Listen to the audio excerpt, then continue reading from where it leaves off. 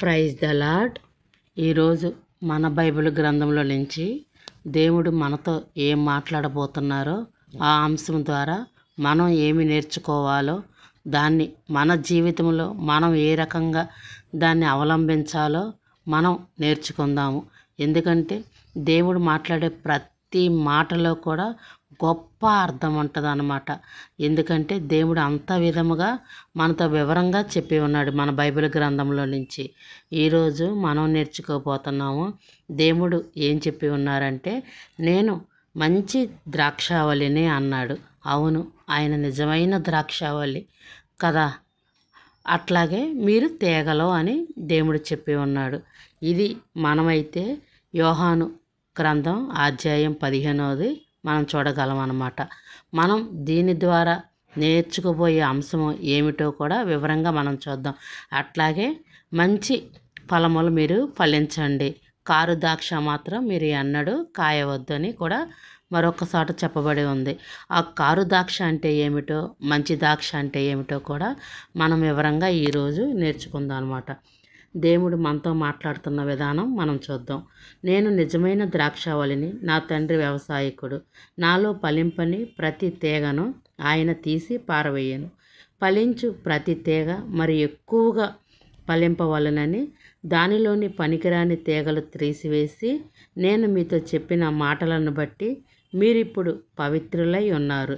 నా యందు నిలిచి ఉండుడి, మీ యందు నేనును నిలిచియుందును. తీగ ద్రాక్షావళితో నిలిచి ఉంటేనే గాని తనంతట తానే ఎలాగూ ఫలింపదో, అలాగనే నాయందు నిలిచి ఉంటేనే గాని మీరు కూడా ఫలించరు అని. ద్రాక్షావళిని నేను, తీగలు మీరు. ఎవడును నా యందు నిలిచి ఉన్నాడో, నేను ఎవని యందు నిలిచి ఉందునో వాడు బహుగా ఫలించును. నాకు వేరుగా ఉండి మీరేమీ చేయలేరు. అవును కదా. దేవుడికి వేరుగా ఉండి మనం ఏ ఒక్కటి కూడా మనం చేయలేమన్నమాట. ఎందుకంటే ఈ రోజున మనం చక్కగా ఆహారం తీసుకుంటున్నామంటే అది ఆయన కృప. చక్కటి గాలి మనం పీల్చుకుంటున్నామంటే ఈ జీవము ఆయన ఇచ్చినదనమాట. ఆయన లేనిదే మనం ఈ భూమి మీద లేమన్నమాట. ఎవడైనను నా యందు నిలిచి ఉండుడి ఎడల వాడు తీగ వలె బయట పారవేయును. అంతే కదా. దేవుడు లేకపోతే ఆ జీవితం ఎందుకు? అది వ్యర్థం అన్నమాట. మనం పేరుకు మాత్రమే బ్రతికి ఉన్నాం. మీరు మృతులే అని దేవుడు చెప్పిన విధముగా దేవుడిలో కనుక మనం లేకపోతే మన జీవితం వ్యర్థమే అన్నమాట. అది దేవుడు ఇక్కడ చెప్తూ ఉన్నారు. బయట పారవేయబడును, అది ఎండిపోవును. అంతే కదా. ప్రయోజనం ఏమీ కూడా మనం ఈ భూమి మీద ఎంత ఆయుష్ ఉండి దేవుడు లేకుండా మనం జీవించినా కానీ అది మృతతుల్యమే. అది ఆ భావం అన్నమాట. మనం ఒక చెట్టు ఎండిపోతే ఏ విధంగా దాన్ని నరికివేసి పక్కన పడేసి దాన్ని అగ్నితో కాల్చివేస్తాం కదా. అదే దేవుడు కూడా ఇక్కడ చెప్తూ ఉన్నాడు అన్నమాట. ఎందుకంటే అది ఎండిపోవును. మనుషులు అట్టి వాటిని పోగు చేసి అగ్నితో పారవెత్తిరి, అవి కాలిపోవును. అంతే కదా. దేవుడు లేని జీవితం అది అన్నమాట. మరొకసారి దేవుడితో ఉంటే ఆయన ఏ విధంగా మనల్ని వృద్ధి చేస్తాడో అది కూడా చూద్దాం. నా యందు మీరును, మీ యందు నా మాటలు నిలిచి ఉండిన ఎడల మీకు ఏది ఇష్టమో అడుగుడి, అది మీకు అనుగ్రహింపబడును. మీరు బహుగా ఫలించుట వలన నా తండ్రి మహిమపరచబడును. ఇందువలన మీరు నాకు శిష్యులవుదురు. తండ్రి నన్ను ఎలాగూ ప్రేమించునో నేను కూడా మిమ్మల్ని అలాగునే ప్రేమించి తిని. నా ప్రేమ యందు నిలిచి ఉండుడి. నేను నా తండ్రి ఆజ్ఞలు గైకొని ఆయన ప్రేమ యందు నిలిచి ఉన్న ప్రకారము మీరును కూడా ఆ ఆజ్ఞలు గైకొనిన ఎడల నా ప్రేమ యందు నిలిచియుందురు. నా యందు నా సంతోషము ఉండవలెననియు మీ సంతోషము పరిపూర్ణము కావాలననియు ఈ సంగతులు నేను మీతో చెప్పుచున్నాను కదా. దేవుడు ఉంటే ఇంత గొప్ప జీవితం మనకుంటుందన్నమాట. దేవుడు లేని జీవితం ఎందుకు కదా పిల్లలు. అర్థమయ్యిందా? నేను మిమ్మలను ప్రేమించిన ప్రకారము మీరు కూడా ఒకరినొకరు ప్రేమించవలెనని నా ఆజ్ఞ.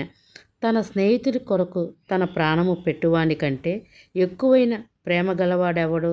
నేను ఆజ్ఞాపించిన చేసిన ఎడల మీరు నాకు స్నేహితులై ఉందురు.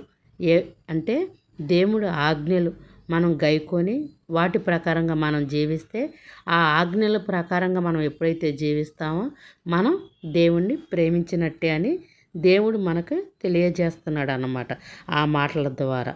అర్థమైందా పిల్లలు?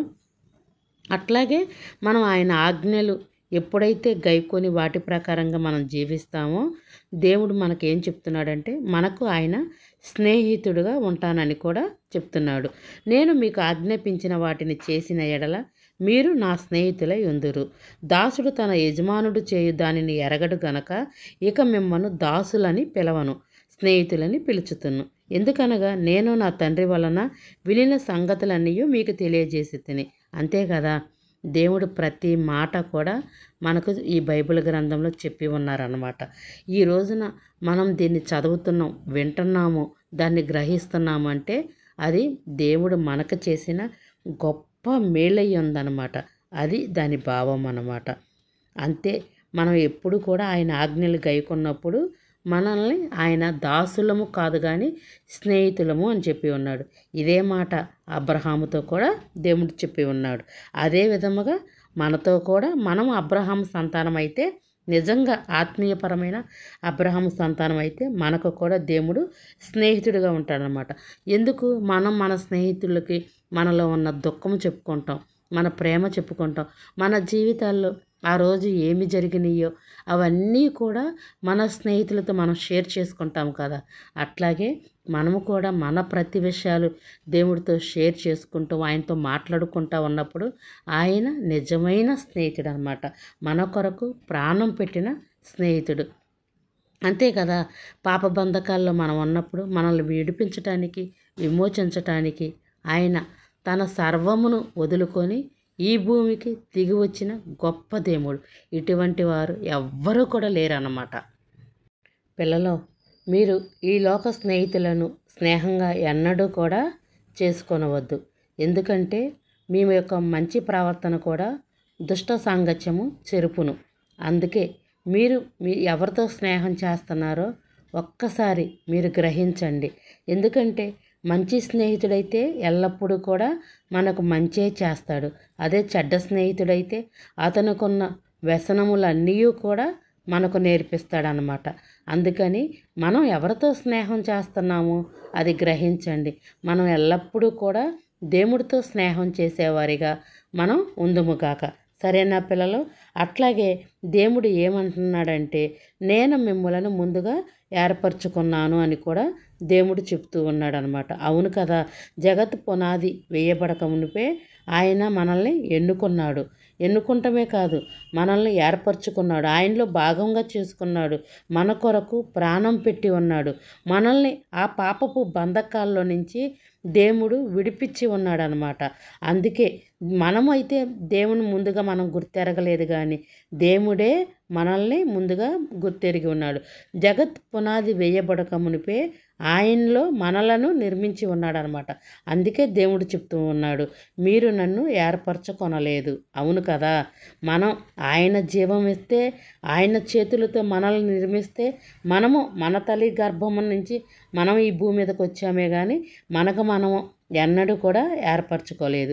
మీరు నా పేరట తండ్రిని ఏమి అడుగుదురో అది ఆయన మీకు అనుగ్రహించును. అంతే కదా, మనం ప్రభువా నాకు ఇది కావాలి, నాకు అది కావాలని మనం ఎల్లప్పుడూ కూడా ప్రార్థిస్తూ ఉంటాము కదా. అట్లాగే మీరు ఏదైతే ప్రార్థన చేస్తారో అది మీకు ఇవ్వబడును అని కూడా దేవుడు చెప్తూ ఉన్నాడు.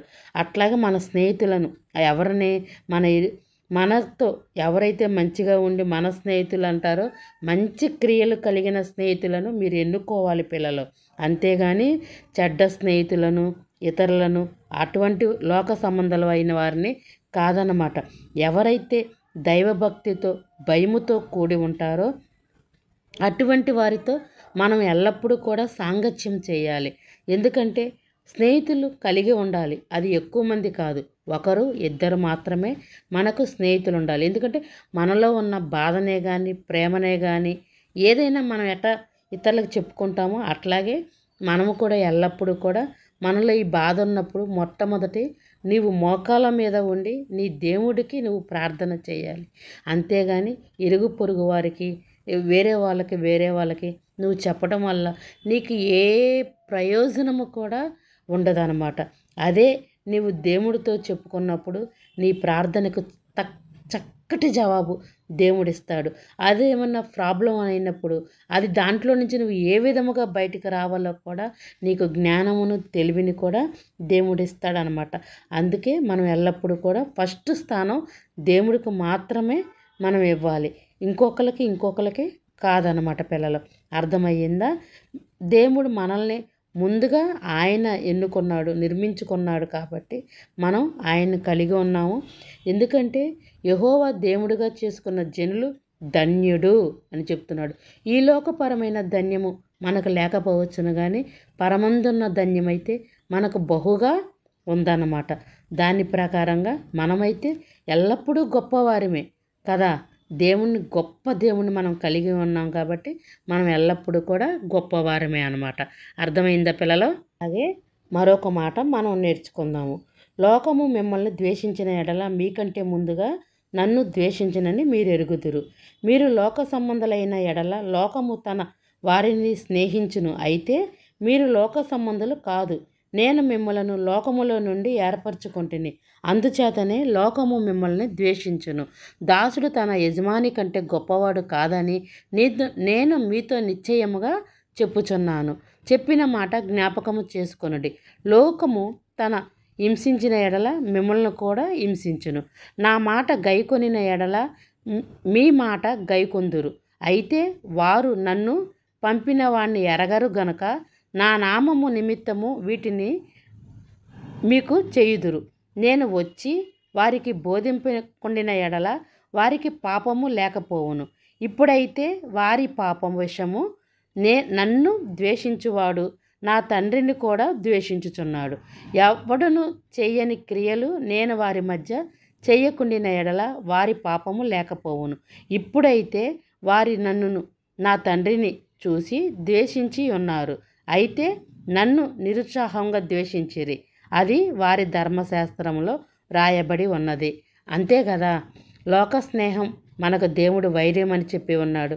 అట్లాగే మనకంటే ముందుగా వచ్చిన యేసయ్యను కూడా వారు ఎన్నడూ కూడా స్నేహితుడిగా వారు వాళ్ళలోకి తీసుకోలేదన్నమాట. తీసుకోకుండా దేవుణ్ణి ఎప్పుడు కూడా వారి మాటలతో వారి క్రియలతో దేవుణ్ణి ద్వేషిస్తూనే ఉన్నారు. అట్లాగే మీరు కూడా దేవుడి పిల్లలతో స్నేహం చేయండి. లోకంతో మీరు ఎన్నడూ కూడా స్నేహం చేయొద్దు అని మరొక్కసారి దేవుడు ఇక్కడ గట్టిగా చెప్తున్నాడు. అట్లాగనే మిమ్మల్ని ఎవరైనా ద్వేషించారనుకో, మీరు ఎన్నడూ కూడా దాని విషయంలో మీరు బాధపడవద్దు.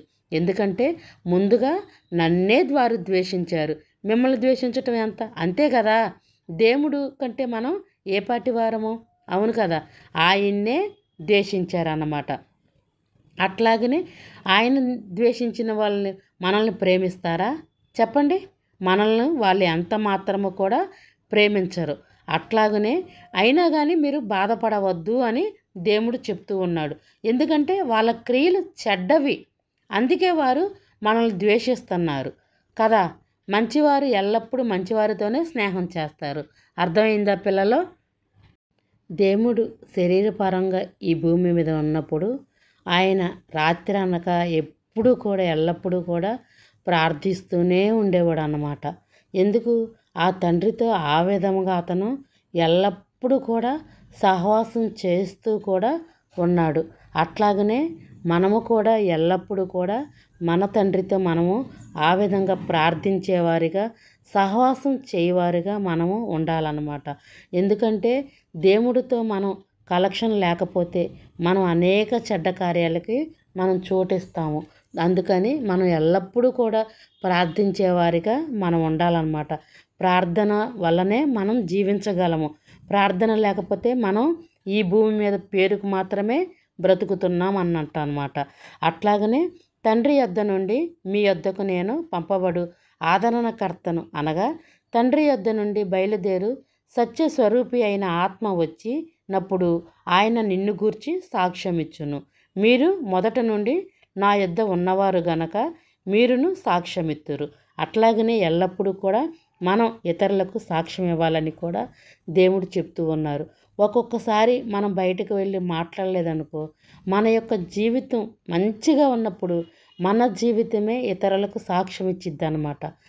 అందుకే పిల్లలు మనం ఎల్లప్పుడూ కూడా మంచి ప్రవర్తన కలిగి మనం జీవించాలన్నమాట. ఎందుకంటే మన మనం బయటకు వెళ్తున్నప్పుడు మన గురించి నలుగురికి తెలుస్తుంది కదా.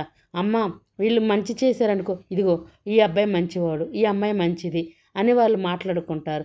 అదే మనం చెడ్డ పనులు చేస్తూ ఇతరుల వల్ల మనం జీవించి ఉన్నామనుకో, వాళ్ళు ఏమంటారు, ఇగో వీడు ఎందుకు బ్రతికి ఉన్నాడు, వేస్ట్ వీడు అని అంటారన్నమాట.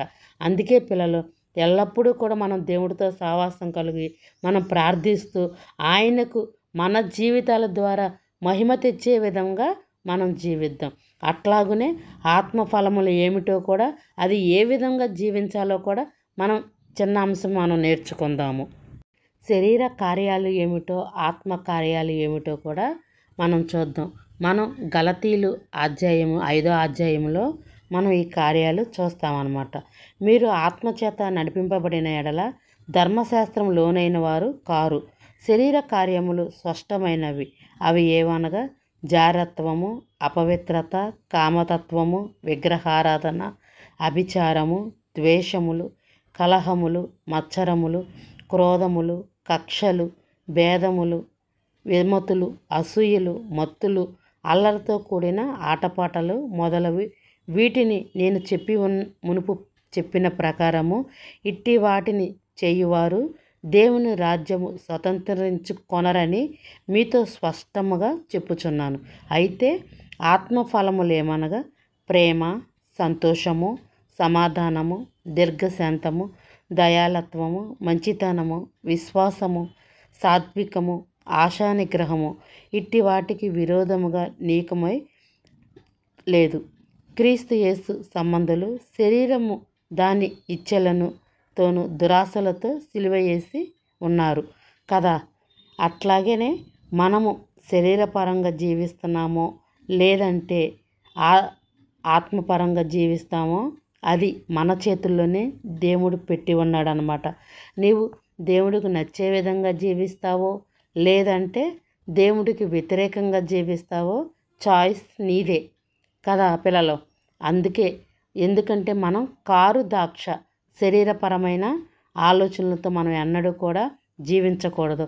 మనం కారు ద్రాక్ష ఎన్నడూ కూడా కాయకూడదనమాట.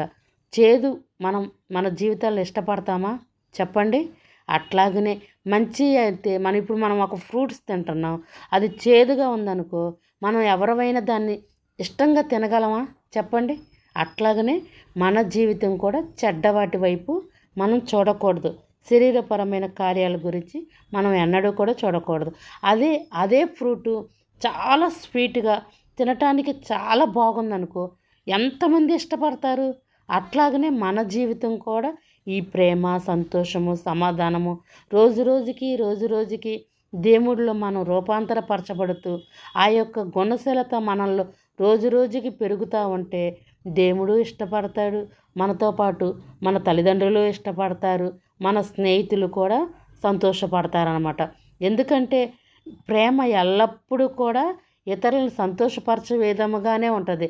అదే ద్వేషం అయితే ఇతరులను ఎల్లప్పుడూ కూడా వాళ్ళ ఏలు పెట్టి చూపిస్తూ వాళ్ళని ఎలా తృణీకరించాలా అనే విధముగా ఉంటుందన్నమాట. పిల్లలు మీరే ఆలోచించుకోండి. మంచిగా ఫలించేవారుగా దేవుడికి ఇష్టకరంగా మీరు జీవిస్తారో లేదా మీ ఇష్టానుసారంగా జీవించి దేవుణ్ణే దూరం చేసుకుంటారో. కాకపోతే దేవుణ్ణి దూరం చేసుకుంటే మీరు ఈ భూమి మీద బ్రతికినా అది బ్రతికినట్టే కాదనమాట. దేవుణ్ణి కలిగి మన శరీరపరమైనవి సమస్తమును విడిచిపెట్టి వాటినన్నిటిని సిలువ వేసి మనము మన తండ్రికి ఇష్టకరముగా ఆయన ఆజ్ఞలు గైకొంటూ వాటి ప్రకారంగా మనం జీవిస్తూ ఎల్లప్పుడూ కూడా ఆయనతో సహవాసం చేయవారుగా మనం జీవించామంటే మన జీవితం ఇక్కడందే కాదు పరమందు కూడా మనం ఎంతో సంతోషాలతో మనం జీవించగలం అన్నమాట. అర్థమైందా పిల్లలు? 2 చాయిస్లు మీ చేతుల్లోనే ఉంది. ఏది నిర్ణయించుకుంటారో మీదే చాయిస్ అన్నమాట. అంతే కదా. ఎవరు కూడా దీనిని బలవంతమైతే చేయలేరు. అర్థమైందా పిల్లలు? మంచి ఫలములు ఫలిస్తారో లేదా కారు ద్రాక్ష ఫలిస్తారో మీరే తెలుసుకోండి. గాడ్ బ్లెస్ యూ పిల్లలు. మీకు ఈ స్టోరీ అర్థమైందని నేను అనుకుంటున్నాను. దీని భావము కూడా మీరు గ్రహిస్తారని నేను అనుకుంటున్నాను. అర్థమైందా పిల్లలు? God bless you, God bless you, all of you, God bless you.